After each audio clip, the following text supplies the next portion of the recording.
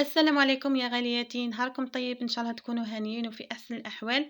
اليوم راح نقدم لكم الشربات نتاع الدار اللي نديروها في الدار، يعني صنع منزلي وتجي لوغو تاعها كأنها اللي شريتيها من برا، ما تفرقيش بينها وبين تاع برا. كاين أشياء يعني إضافات وحوايج نزيدوهم باش يجيك لوغو تاعها كيما هذاك اللي نحبوه، كيما الشربات اللي نشريوها من برا. بسم الله بدينا وعلى نبي صلينا عليه أفضل الصلاة والتسليم. هنا أنا جبت 3 حبات نتاع الليمون وجاوني قد يعني كيما بغيت أنا، يعني الكمية اللي بغيتها نتاع عصير الليمون خرجت لي من هاد 3 حبات.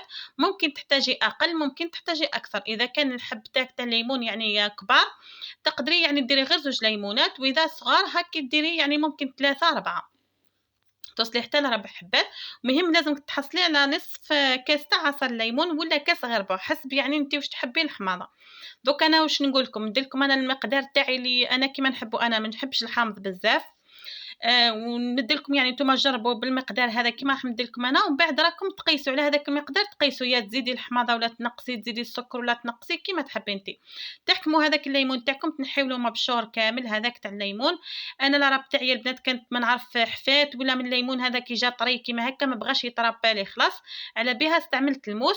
واش اذا استعملتوا الموس يعني حاولوا تنحيو غير الصفر، ما تنحيوش بزاف هذاك الابيض على خاطر يمرر لكم الشربات نتاعكم. وتحكموا تعصروا هذاك الليمون تاعكم كامل كيما راكم تشوفوا هكا. نحتاجوا هذاك القشر يا البنات في الشربات، لازم ضروري انه نديروا هذاك القشر ما ترميوهش. شوفوا قيست لكم هنايا نصف كاس نتاع عصير الليمون. الكاس هذا يهز كيما تاع ام وليد هذاك تاع 220 مليلتر يا البنات، اللي بالنسبه للبنات اللي اول مره يحضروا معايا ويشوفوا قناتي، على خاطر راني نظل نعاود فيها هذه الهضره ويسمع على جال البنات اللي يزوروني جدد ما على بالهمش قداش يهز هذا الكاس. يهز كيما تاع ام وليد هذاك تاع 220 مليلتر. هنا درت كاس غير ربع نتاع سكر مع نصف كاس نتاع عصير الليمون، وندير هذاك الزست نتاع الليمون اللي نحيته. لازم يعني هذا هو اللي يطلق لكم لوغو مليح في الشربات. ونروحو نرحيوهم، يعني لازم ترحيوهم مليح مليح، يعني سواء بأي حاجة اللي تستعملوها للرحي، كيما بلندر كيما هكا ولا أي حاجة مهم عندكم في الدار اللي ترحي لكم مليح مليح. ترحيوها حوالي 3 دقايق، شوفوا كيفاه تغير اللون تاعو على خاطر من هذوك الرغوة تاع كيما مع السكر وكل شيء. ومع الترحى هذاك الزاز نتاع الليمون شوفوا كيفاه يولي.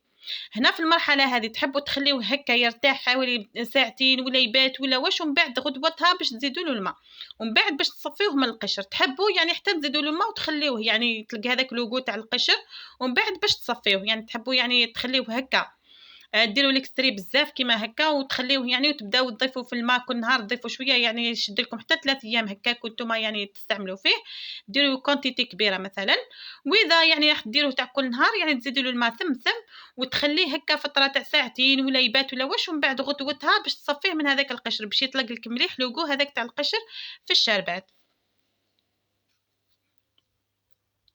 هنا راح نزيدوا الاضافات البنات اللي يمدوا لكم لوغو مليح كيما اللي تتباع. اول مكون اللي راح نضيفوه هو الفانيلا. اذا عندكم ليكستريت فاني ديروا كيما هكا 2 قطرات برك فقط، يعني ما تكثروش بزاف، ديروا غير 2 قطرات. واذا عندكم لي ساشي ديروا نص ساشي، نص ساشي في لتر تاع الماء ديروا غير نص ساشي باش ما تفسدلكمش لوغو تاع القارص هذاك ولوغو تاع الشربات. والمكون الثاني اللي هو مزهر، حتى هو راح نقول لكم عليه. اذا عندكم مزهر صناعي كيما هكا ديروا مغرف كبيره كيما درت انايا، على خاطر هذا ماهوش يقاطع بزاف. واذا عندكم هذاك المقطر قباله دوريجين هذاك اللي يتقطر قباله ويتخدم هكا يخدموه قباله الله الله، هذاك ديروا غير 2 قطرات باش ما يريحلكمش حتى هو لوغو تاع القارص هذاك ويفسد لكم الطعم. يعني ما تكثروش بزاف من النكهات، يعني المغرف كبيره تاع مزهر وقطرات من الفانيلا فقط.